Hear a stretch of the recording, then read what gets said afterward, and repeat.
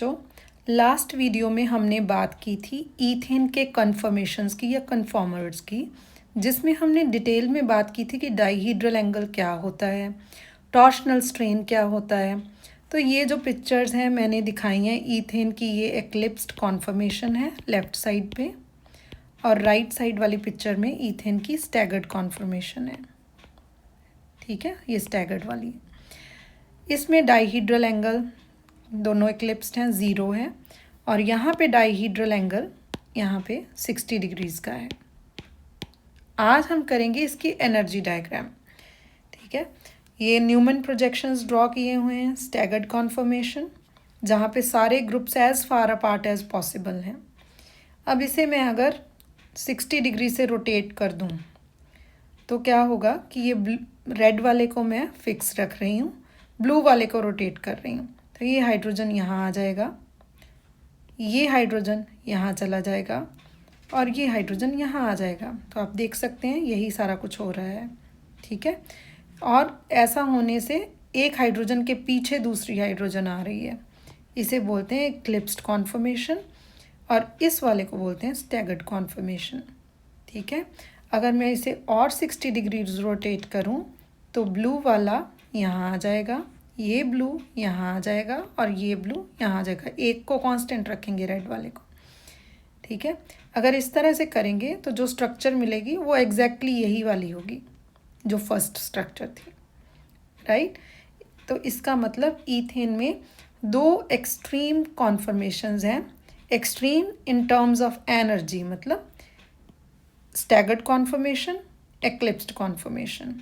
एक्लिप्स्ड में बहुत सारा टॉर्शनल स्ट्रेन है, क्योंकि ग्रुप्स जो हैं, जैसे दोनों हाइड्रोजन एक दूसरे के काफ़ी क्लोज आ गई हैं, तो उनके इलेक्ट्रॉन क्लाउड एक दूसरे को रिपेल करने लग जाते हैं। ठीक है, और उस रिपल्शन के कारण उसकी एनर्जी बढ़ जाती है। इसलिए एक्लिप्स्ड की एनर्जी 12 किलो जूल्स पर मोल ज़्यादा है किससे? स्टैगर्ड कॉन्फर्मेशन से। इसलिए eight a given time, at a given temperature, जब आप सपोज आपने कोई ईथेन गैस के 100 मॉलिक्यूल्स का एक सैंपल लिया, ठीक है, तो उसमें 99 मॉलिक्यूल्स जो होंगे वो स्टैगर्ड कॉन्फर्मेशन में मिलेंगे। ओनली 1 मॉलिक्यूल का चांस है कि वो एक्लिप्स्ड में मिले। क्यों? क्योंकि एक्लिप्स्ड ज़्यादा एनर्जी वाली है, और हमेशा ही मॉलिक्यूल कंफर्टेबल किस में होता है? कम एनर्जी और ज़्यादा स्टेबिलिटी उसी के कारण आती है। तो 99 molecules will be in the staggered one and only 1 would be in the eclipsed one. ये बात हो गई। और at a given time, at a given temperature, ये जो स्टैगर्ड से एक्लिप्स्ड में चेंज होने की कॉन्फर्मेशन है, ये मिलियंस ऑफ टाइम्स पर सेकेंड होती है। मतलब एक सेकेंड में ही मिलियंस ऑफ टाइम स्टैगर्ड और एक्लिप्स्ड एक दूसरे में चेंज होते जाते हैं। That's such a fast process. Got it? अब हम इसका एनर्जी डायग्राम देखेंगे। एनर्जी डायग्राम को ड्रॉ करने के लिए हम दो पैरामीटर्स जो लेते हैं, हमने जो वर्टिकल एक्सिस है उसमें पोटेंशियल एनर्जी ली है, हॉरिजॉन्टल एक्सिस में डाईहीड्रल एंगल लिया है, और मैंने 0 से 360 तक सारे रोटेशंस करके दिखाई हैं। आप देख सकते हैं जब डाईहीड्रल एंगल 0 डिग्रीज़ है तब सिस्टम की एनर्जी हाईएस्ट है। ठीक है, हाईएस्ट है, और ये है एक्लिप्सिंग कॉन्फर्मेशन जिसमें कि टॉर्शनल स्ट्रेन है। तो ये एनर्जी जो है this is 12 kilo joules per मोल ज़्यादा किससे? स्टैगर्ड वाले से। ठीक है, 60 डिग्री 0 डिग्री पे ये है, 60 डिग्री रोटेट किया, स्टैगर्ड आ गई, फिर 60 डिग्री और किया, मतलब टोटल 120, फिर से एक्लिप्स्ड, फिर 180 पे फिर से staggered. So it keeps on going like this. ठीक है, सारी ही एक्लिप्स्ड कॉन्फर्मेशंस सेम हैं, तो हम कहते हैं सारी डीजेनरेट हैं, और सारी ही स्टैगर्ड भी डीजेनरेट हैं, और energy gap 12 kilo joules per मोल है। अब क्योंकि एनर्जी जो है इसकी है अपने एक्लिप्स्ड की, वो कितनी है? 12 किलो जूल्स पर मोल। ठीक है, और ये बढ़ी किसके कारण है? बढ़ी हुई है इन हाइड्रोजन हाइड्रोजन एक्लिप्सिंग कॉन्फर्मेशंस के कारण। तो एक्लिप्स्ड कॉन्फर्मेशन में कितनी हाइड्रोजन हाइड्रोजन एक्लिप्सिंग इंटरेक्शंस हैं? 3। टोटल एनर्जी 12 है, और हाइड्रोजन के कारण हाइड्रोजन हाइड्रोजन इंटरेक्शंस 3 हैं। इसका मतलब हर इंटरेक्शन कितना कंट्रीब्यूट कर रही है? 4 kilo joules per mole. It means every hydrogen hydrogen eclipsing interaction जो है वो टॉर्शनल एनर्जी को 4 किलो जूल्स पर मोल से बढ़ा रही है। ठीक है जी। अब ये तो हुआ कि टॉर्शनल एनर्जी कितनी बढ़ी, पर वो बढ़ी क्यों, उसका क्या कारण है। तो उसकी जो अब तक के टाइम की बेस्ट एक्सप्लेनेशन है वो क्वांटम मैकेनिक्स के क्वांटम मैकेनिकल कैलकुलेशंस के हिसाब से कि स्टैगर्ड कॉन्फर्मेशन में जो बॉन्डिंग मॉलिक्यूलर ऑर्बिटल है एक कार्बन हाइड्रोजन सिग्मा बॉन्ड का और दूसरे का एंटी बॉन्डिंग मॉलिक्यूलर ऑर्बिटल, दोनों एक दूसरे के पैरेलल हैं। पैरेलल होने के कारण उनमें गुड ओवरलैप पॉसिबल है और उस ओवरलैप से सिस्टम की एनर्जी जो है वो कम हो जाती है, क्योंकि वो गुड इंटरेक्शंस हैं, रिपल्सिव इंटरेक्शंस नहीं हैं, बॉन्डिंग इंटरेक्शंस हैं एक तरह से। तो उसके कारण सिस्टम की एनर्जी कम हो जाती है और सिस्टम ज़्यादा स्टेबल हो जाता है। जबकि एक्लिप्स्ड वाले में ये दोनों पैरेलल नहीं है, इसलिए गुड ओवरलैप नहीं हो पाता, सिस्टम की एनर्जी बढ़ जाती है।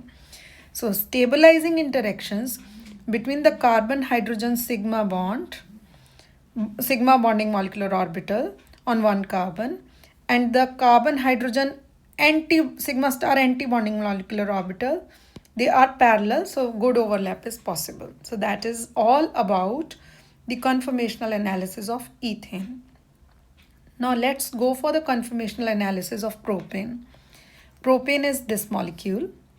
So there are two carbon-carbon bonds. So you can choose any bond and look through the longitudinal axis. उसके longitudinal axis से आप उसे देख सकते हैं। So suppose मैं इस bond से देख रही हूँ, इस कार्बन-कार्बन बॉन्ड से, तो ये कार्बन जो है ये वाला, ये मैं इससे देख रही हूँ, मैं अभी इसी कार्बन फर्स्ट कार्बन पे फोकस कर रही हूँ। इसमें 2 हाइड्रोजन्स और 1 मिथाइल लगा हुआ है। ठीक है, तो ये मेरा फ्रंट कार्बन, 1 मिथाइल और 2 हाइड्रोजन्स। ठीक है, और बैक वाला जो ब्लू कार्बन है, क्योंकि मैं इस बॉन्ड से देख रही हूँ, तो इस कार्बन में 3 हाइड्रोजन्स हैं जो कि मैंने ड्रॉ किए हैं। ठीक है, तो मैंने पहले एक्सट्रीम एक ड्रॉ कर लिया कि जितना उनको मैं फार अपार्ट प्लेस कर सकती थी उतना मैंने फार अपार्ट प्लेस कर लिया उसे।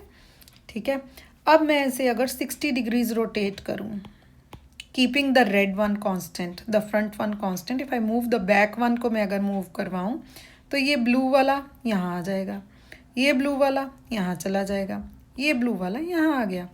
तो ये एक काइंड ऑफ एक्लिप्सिंग कॉन्फर्मेशन बन गई। ठीक है, ए जो है वो स्टैगर्ड है, बी जो है वो एक्लिप्स्ड है। अब अगर मैं इसे फर्दर 60 डिग्री रोटेट करूँ तो ये हाइड्रोजन यहाँ आ जाएगा, ये हाइड्रोजन यहाँ आ जाएगा और ये हाइड्रोजन यहाँ आ जाएगा। तो कॉन्फर्मेशन ये बन गई। अब अगर आप ए और सी मतलब फर्स्ट और लास्ट को कंपेयर करें, they are the same one, तो इसका मतलब इसको तो हम काउंट नहीं, इसका मतलब प्रोपेन में भी 2 ही कॉन्फर्मेशंस हैं, extreme based on the energy, staggered conformation and the eclipsed one. और इसकी एनर्जी जो एक्लिप्स्ड वन की एनर्जी है ये स्टैगर्ड से 14 किलो जूल्स पर मोल ज़्यादा है। स्टैगर्ड की एनर्जी को अगर मैं 0 मानूं तो एक्लिप्स्ड विच इज़ बी, उसकी एनर्जी 14 किलो जूल पर मोल है। ठीक है, तो हम ऐसे भी बोल सकते हैं कि उसका जो टॉर्शनल स्ट्रेन या टॉर्शनल एनर्जी है वो 14 किलो जूल पर मोल है, क्योंकि हमें पता है कि ये एनर्जी इसकी क्यों बढ़ रही है, इन टॉर्शनल स्ट्रेन के कारण।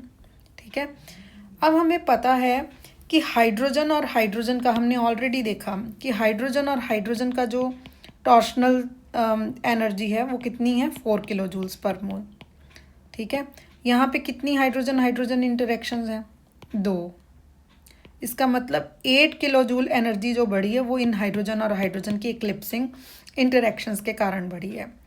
टोटल सिस्टम की एनर्जी बढ़ी है 14, उसमें से 8 इनके कारण है, इसका मतलब 6 इसके कारण है, राइट, बिकॉज 14 इफ आई से that this is because of 8 is because of these 2 hydrogen, तो टोटल हमने जब कैलकुलेशन की तो 14 बढ़ी हुई थी, ये रिकॉर्ड किया हमने एक्सपेरिमेंटली। उसमें से हमें पता है कि हाइड्रोजन और हाइड्रोजन 8 किलो जूल्स बढ़ाते हैं। इसका मतलब ये जो इंटरेक्शन है हाइड्रोजन और मिथाइल की, इसके कारण सिस्टम की एनर्जी कितनी बढ़ी होगी, 14 minus 8 which is 6 kilo joules per mole. इसका मतलब मिथाइल और हाइड्रोजन की जो इंटरेक्शन है उसके कारण सिस्टम की एनर्जी 6 किलो जूल्स पर मोल बढ़ गई है। ठीक है।